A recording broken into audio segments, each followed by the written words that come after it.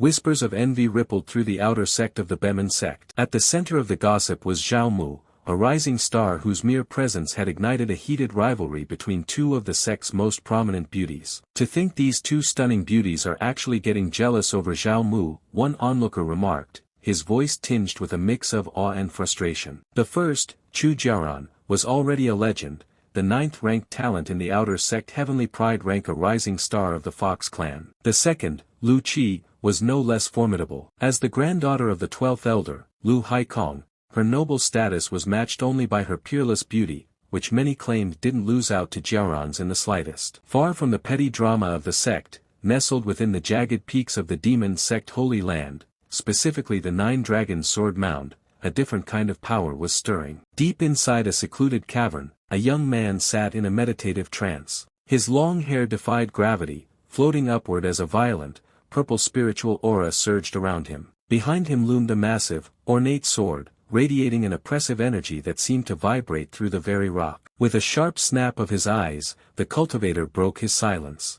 A sudden flash of purple light erupted as he unleashed a devastating wave of sword chi. With a thunderous crack, a massive stone pillar was cleaved in two, the upper half sliding away as if it were nothing but paper. He didn't celebrate the feat. Instead, he simply closed his eyes again, his expression remaining cool and detached. Senior brother Ling remained seated, his posture as rigid as the mountains surrounding the 9 Dragons Sword Mound. He held his fingers in a precise mudra, the purple energy swirling around him like a captured storm. As the stone shards from his previous strike still hung in the air, he let out a long, measured breath. Just so, he murmured, his voice echoing through the hollow cavern. The sheer destruction he had wrought seemed to offer him no satisfaction. His quiet contemplation was abruptly shattered by a heavy, metallic footfall. Reporting, Senior brother Ling, a voice boomed. Ling didn't move, but his brow furrowed slightly.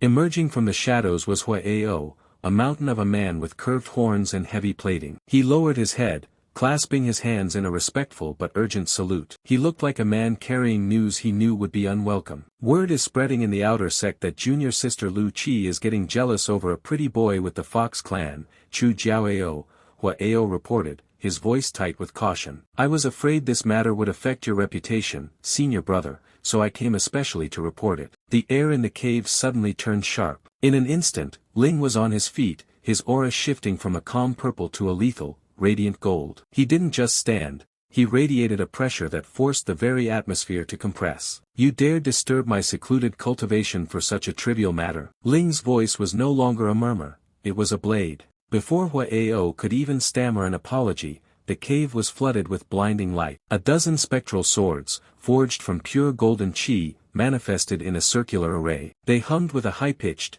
deadly vibration, their points all converging on Huao. The armored warrior could only stare in wide-eyed terror as the radiant blades bit into the air just inches from his skin, the trivial gossip having nearly cost him his life. Huao trembled as the golden blades hummed inches from his throat. Fear, cold and paralyzing, washed over him. Please don't blame me, senior brother Ling, he stammered, his hands still clasped in a desperate salute. It was abrupt of this junior brother. I'll leave right now. He began to back away, eager to vanish before the senior brother's temper flared again. But as he turned to retreat, a calm, commanding voice stopped him in his tracks. Hold on. Huao froze, his heart hammering against his ribs. He turned back slowly, wondering if he had any other instructions to receive. Before he could process the thought, Ling made a swift, fluid motion with his arm. A burst of golden energy surged forward, striking Huao squarely in the chest. Arg! Huao cried out as the force lifted him off his feet,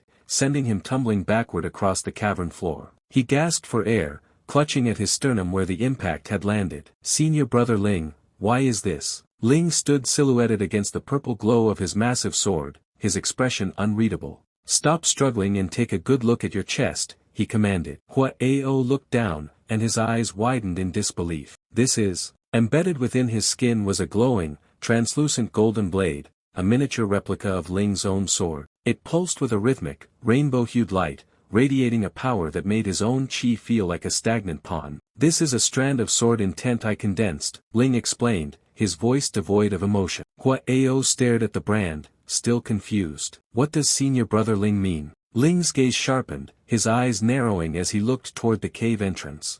There are always some ants who don't know the immensity of heaven and earth. He paused, a cold, predatory smile playing on his lips. Just get rid of him for me. Understanding dawned on Huao, replaced instantly by a surge of newfound confidence. The sword intent burned within him, granting him a fraction of Ling's overwhelming strength. A sinister grin spread across his face as a golden aura began to billow around his massive frame.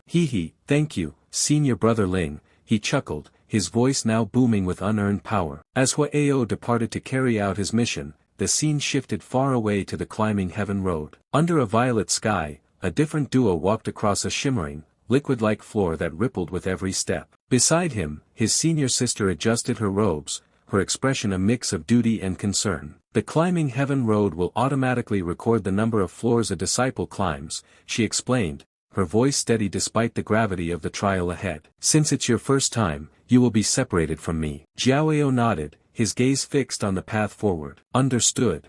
A sudden, soft rustle made him turn. Senior sister. She had moved closer, her face flushing a deep crimson. Before he could react, she leaned in, her lips meeting his in a brief, bashful kiss that caught him completely off guard.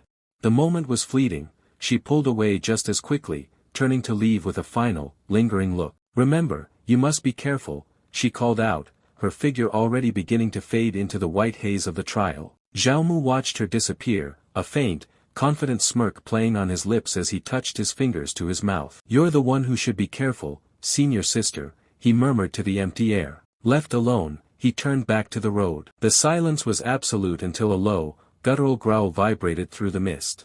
The clouds ahead parted, revealing towering, monstrous silhouettes. First came a gargantuan, red-crested rooster with piercing crimson eyes, followed by a snarling, maned beast that looked like a nightmare born of a wolf and a lion. Looming over them all was a grotesque, reptilian titan with a long, dripping tongue that flicked hungrily at the air. The monsters didn't hesitate.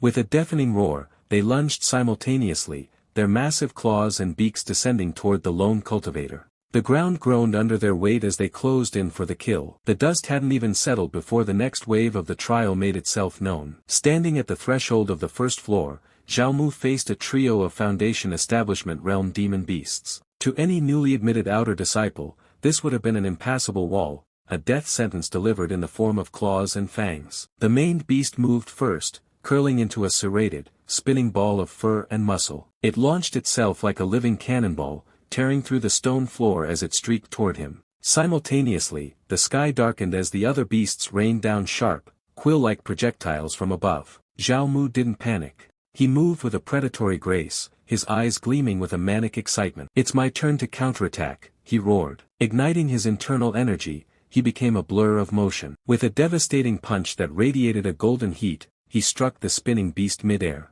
The impact was cataclysmic. The sheer force of his strike didn't just stop the beasts, it sent them flying backward in a tangled heap of broken limbs and stunned cries. Standing over the defeated creatures, Jiao let out a dismissive huff, a small flame flickering from his fingertips. TCH. This is way too easy. As the bodies of the demon beasts dissolved into mist, a formal notification appeared before him, shimmering in the air, past the first floor. You may choose one of 3 rewards. 3 ethereal items manifested in floating golden orbs, a jagged dagger, a small vial of elixir, and an ancient, jade-green manual. Zhao Mu's eyes immediately locked onto the book. Yellow rank high-grade technique, burning flame palm, he read aloud, a wide, hungry grin spreading across his face. I was just worrying about not having a combat technique to match the red Yang's sacred body. This is like someone handing me a pillow just when I'm sleepy. He snatched the manual from the air, the golden light of the reward absorbing into his form. You're the one.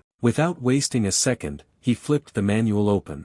Even as the trial path loomed ahead, he began to process the complex instructions. Let me see, first, draw the true fire of the sun into the body. As he spoke, the air around him began to warp and shimmer. Tendrils of golden fire snaked around his arms, and his right hand began to glow with an intense, crimson heat. Then use the power of the bright sun and blazing heat to enhance the palm technique's power. The transformation was near instant. Jiao stood bathed in a radiant, solar aura, his eyes burning with the newfound power of the sun itself.